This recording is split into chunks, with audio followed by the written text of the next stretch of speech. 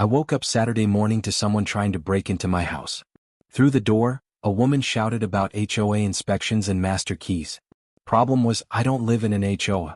When she called 911 on me, she had no idea my son Jake was the dispatcher taking her call. Before watching full story, comment below from where you watching. Also like and subscribe for more stories. The sound of someone aggressively jiggling my front door handle at 7:30 a.m. on a Saturday morning was not how I'd planned to start my weekend. I'd been up until 2 a.m. finishing a project proposal, and the last thing I needed was some delivery person who couldn't figure out they had the wrong address. But as I stumbled toward the door in my pajamas, rubbing sleep from my eyes, I could hear a woman's voice getting increasingly shrill outside. This is absolutely ridiculous. These keys should work on every unit in the complex. I peered through the peephole and saw her, a woman in her mid-50s with an aggressively styled bob haircut, wearing a crisp white blazer despite the early hour. She was fumbling with a massive keyring, her face twisted in frustration as she tried key after key in my lock. "Excuse me," I called through the door, my voice still hoarse with sleep. "Can I help you with something?" She looked up sharply as if offended by my very existence. "Finally. Open this door immediately. I'm conducting the monthly HOA inspection, and you're already behind schedule." My blood pressure spiked instantly. HOA inspection? I'd lived in this house for 3 years, and not once had anyone mentioned monthly inspections. More importantly, this wasn't even an HOA property. I owned my home outright in a regular residential neighborhood. "I think you have the wrong address," I said, trying to keep my voice level despite the anger building in my chest. "This isn't an HOA property." "Don't you dare lie to me," she snapped, her voice carrying that particular brand of entitlement that made my teeth clench. "I am Margaret Whitmore, head of the Homeowners Association for Willowbrook Estates, and I have every right to inspect any property in my jurisdiction." Willowbrook Estates.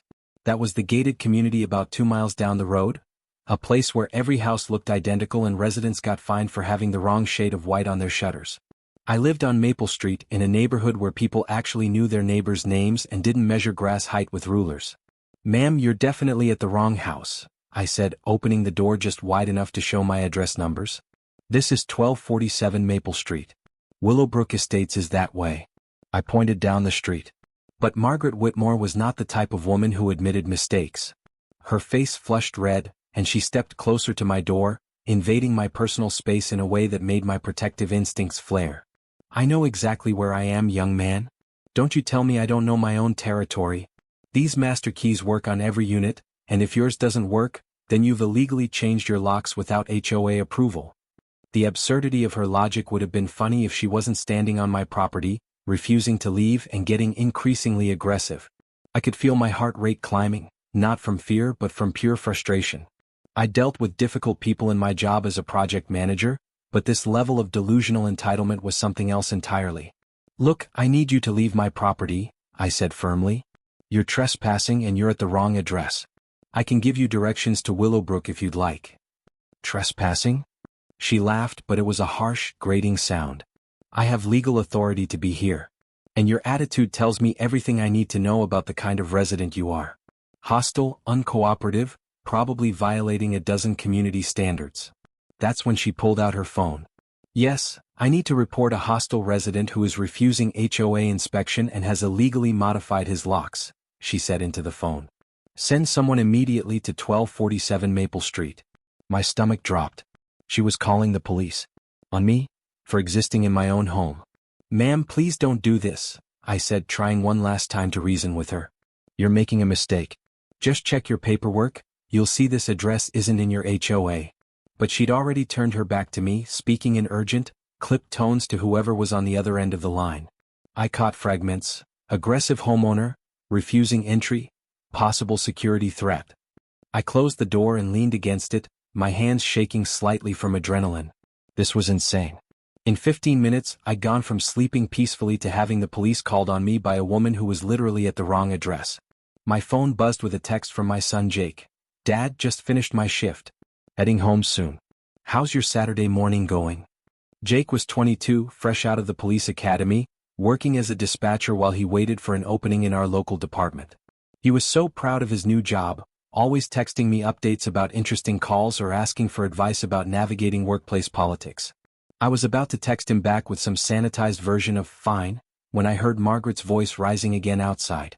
I don't care what your computer says. I'm telling you there's a hostile resident here who needs to be dealt with immediately. Pause. What do you mean, what's the nature of the hostility? He refused to let me inspect his property. He's clearly hiding something. Another pause, longer this time. No, I don't have a warrant, but I don't need one. I have HOA authority. I could practically hear the patient sigh of whoever was taking her call. My phone buzzed again. Jake, actually, funny story, we just got the weirdest call. Some lady claiming she has HOA authority to enter someone's house and calling the guy hostile for not letting her in. Faced with tears of joy. My blood ran cold. Jake was on shift. Jake was the one taking Margaret's call. My fingers fumbled as I typed back. Where did she say this was happening? Jake, 1247 Maple Street. Can you believe the entitlement? I'm trying to explain to her that HOA boards don't have legal authority to force entry, but she's not hearing it. She keeps insisting she has master keys for the whole neighborhood. I stared at my phone, a surreal calm washing over me. My son who'd spent years listening to me complain about entitled customers and difficult people, was currently on the phone with the woman standing outside my door. I texted back, Jake, that's my address. She's in my front yard right now. The response came immediately, what? Are you serious? Dead serious.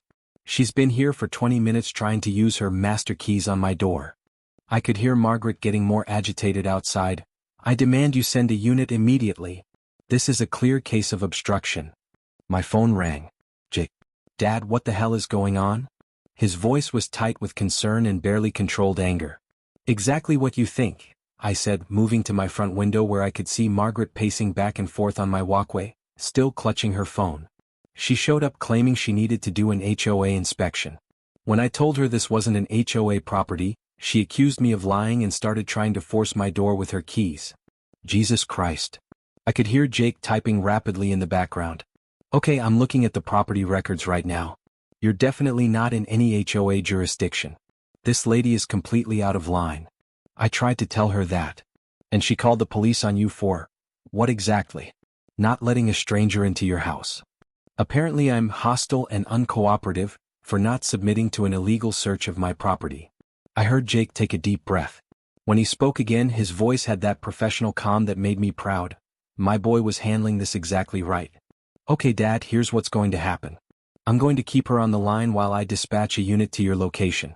Officer Martinez is heading your way, he's good people, you'll like him. In the meantime, stay inside and don't engage with her anymore. Let us handle it.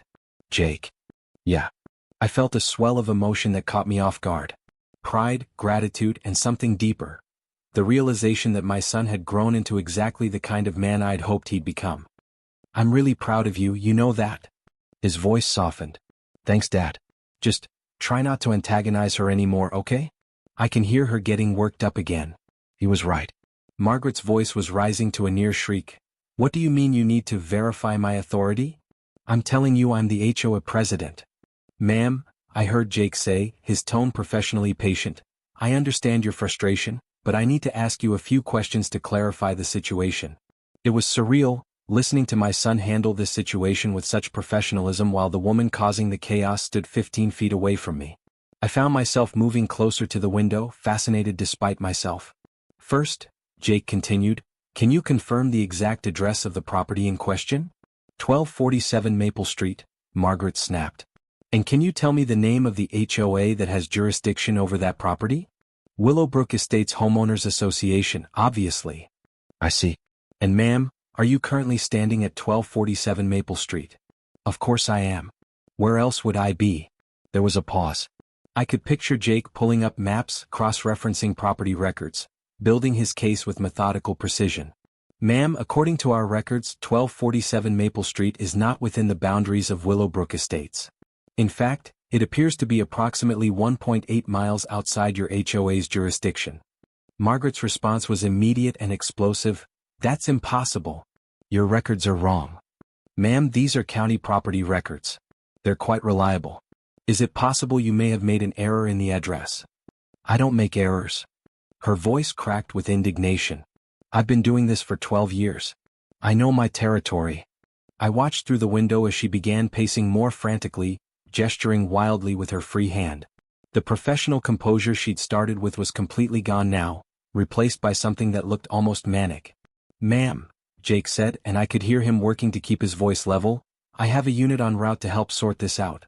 In the meantime, I need you to step away from the property owner's door and wait on the sidewalk." "I will not. I have every right to be here." "Ma'am, if this property is not within your HOA's jurisdiction, then you are currently trespassing on private property. The homeowner has asked you to leave, and you are legally required to comply." That's when Margaret lost it completely. "This is harassment. I am being harassed by both the homeowner and now by you. I demand to speak to your supervisor." "Ma'am, I am going to connect you with my supervisor, but first I need you to comply with the instruction to move to the sidewalk." I heard a car door slam outside and looked to see a police cruiser pulling up. Officer Martinez, presumably. He was a stocky Hispanic man in his 40s, and he approached the situation with the kind of measured caution that suggested he'd dealt with plenty of Margaret Whitmores in his career. "Ma'am," I heard him call out, "I'm Officer Martinez. I understand there's been some confusion about property boundaries." Margaret whirled on him like he was her salvation. "Finally. This man has been refusing to comply with a legally mandated HOA inspection, and the dispatcher has been completely unhelpful." Officer Martinez's eyes flicked to my front door, then to Margaret, then to the address numbers clearly visible on my house. I saw him pull out a small notebook and write something down. "Ma'am, can you show me the documentation that gives you authority to inspect this property?" Margaret fumbled in her oversized purse and produced a laminated card. "This is my HOA identification. I have full inspection rights for all properties in Willowbrook Estates." Martinez examined the card carefully. "And you believe this property is part of Willowbrook Estates?" "I know it is." "Ma'am, I'm looking at 1247 Maple Street. According to my information, Willowbrook Estates addresses all begin with numbers in the 2400 range and are located on Willowbrook Drive, approximately 2 miles from here." I watched Margaret's face cycle through confusion, denial, and then a flash of something that might have been recognition before settling back into stubborn defiance. "Your information is wrong," she said, but there was less conviction in her voice now. Martinez nodded patiently. "Ma'am, would you like me to escort you to Willowbrook Drive so you can verify the correct address?" That's when I heard Jake's voice coming from Margaret's phone, which she was still clutching. "Ma'am, are you still there? My supervisor would like to speak with you." Margaret looked at her phone, then at Officer Martinez, then at my house with its clearly marked address numbers. I could see the exact moment when reality finally penetrated her wall of entitlement. Her face went pale, then flushed deep red. There must be some mistake in my paperwork," she mumbled. "That happens," Martinez said kindly. "Easy mistake to make. How about we get you headed in the right direction?" I opened my front door and stepped outside for the first time since this whole ordeal began. Both Martinez and Margaret looked at me, him with professional curiosity, her with what looked like mortification finally beginning to set in. "Officer Martinez?" I said. "I'm David Chin, the homeowner. I think your dispatcher might be my son Jake." Martinez's eyebrows went up. "Jake Chin? Good kid. Smart as a whip." "Yeah, he is." I held up my phone. "Jake, you still there?" "Still here, Dad. How are things looking?" "Better. Officer Martinez has the situation well in hand." I looked at Margaret, who was now staring at the ground, her earlier aggression completely deflated. For the first time since this started, I felt something other than anger toward her, a kind of uncomfortable pity. She looked smaller, somehow older, and deeply embarrassed. "Ma'am," I said gently, "would you like me to give you directions to Willowbrook Estates?" She looked up at me with surprise, as if she'd expected me to gloat or berate her. Yes please. I'm sorry. I don't know how I made such a mistake." Officer Martinez was already writing down directions. "Take Maple Street to the main road, turn right, go about 2 miles until you see the big stone sign for Willowbrook. You'll know you're in the right place when all the houses start looking identical." Margaret took the paper with shaking hands. "Thank you. And I'm very sorry for the trouble." She walked toward her car, a pristine white SUV that looked like it had never seen a speck of dirt, moving like someone who just realized they'd made a spectacular fool of themselves in front of multiple witnesses. After she drove away, Martinez turned to me with an expression that was half professional courtesy, half barely suppressed amusement. "Sorry about all that, Mr. Chin. These HOA disputes can get pretty heated, even when there's no actual HOA involved." "Not your fault," I said. "Thanks for handling it so professionally. Thank your son too." Kit kept her on the line long enough for me to get a full picture of what was happening before I got here. Made my job a lot easier. After Martinez left, I called Jake back. "So," he said, and I could hear the grin in his voice, "how was that for your first father-son police collaboration?" I laughed, feeling the tension of the morning finally start to drain away. "Honestly, I was impressed as hell. You handled that perfectly. Learned from the best. You always taught me to listen first, stay calm, and get all the facts before reacting." "Did I? I don't remember being that wise." "Trust me, you were. Even when I was being a bratty teenager and you wanted to strangle me, you always made sure you understood what was really going on before you grounded me." I thought about that for a moment, remembering all those times when Jake was younger and I'd had to navigate the tricky waters between discipline and understanding, between being firm and being fair. "You know what the weird part is?" I said. "What?" "I actually feel bad for her. Margaret, I mean. Can you imagine being that convinced you're right about something and then finding out you're completely wrong? In front of strangers." Jake was quiet for a moment. "Yeah, actually, I kind of do feel bad for her too. She probably went home and had to tell her husband she spent the morning trying to break into some random guy's house. Think she'll be more careful about checking addresses in the future? God, I hope so. Though knowing HOA types, she'll probably just blame it on confusing street layouts or something." We talked for a few more minutes, Jake filling me in on some of the other calls he'd handled during his shift. But as we were wrapping up, he said something that stuck with me. "Dad? Thanks for not losing your temper with her. I could hear everything through her phone, and you stayed calm even when she was being completely unreasonable. That made my job easier too." After we hung up, I sat in my kitchen with a cup of coffee, thinking about the morning's events. 6 hours ago I'd been sound asleep. Now I'd been threatened with trespassing charges, had the police called on me, and watched my son handle his first minor crisis involving his own father. But more than that, I'd seen something in Margaret Whitmore that reminded me of every difficult customer, every unreasonable deadline, every situation where someone's pride and certainty had backed them into a corner they couldn't gracefully exit. The difference was, this time I hadn't been dealing with it alone. I'd had Jake on my side, professionally and personally, navigating the situation with exactly the kind of integrity and skill I'd always hoped he'd develop. My phone buzzed with a text from Jake. "By the way, Mom called and wants to know why there was a police car in front of the house. I told her you were helping with a neighborhood watch thing." Winking face. I laughed out loud. Even now, at 22 and working in law enforcement himself, Jake was still protecting me from his mother's tendency to worry about everything. I texted back, "Thanks. Love you, kiddo." "Love you too, Dad. Try to stay out of trouble for the rest of the weekend." As I sat there finishing my coffee, I realized something had shifted in our relationship today. For years, I'd been the one protecting Jake, teaching him, guiding him through problems. But this morning, he'd been the one protecting me, using his training and his position to de-escalate a situation that could have gone very differently. Margaret Whitmore had given me an unexpected gift. In trying to force her way into my house with the wrong keys, she'd shown me that my son had grown into exactly the kind of man I'd raised him to be, calm under pressure, fair in his judgments, and strong enough to stand up for what's right even when it would be easier to look the other way. The master key she'd been looking for didn't exist, but watching Jake handle that crisis showed me something more valuable: the keys to integrity, compassion, and professional excellence that he'd been developing all along. And unlike Margaret's HOA master keys, these actually worked when it mattered most.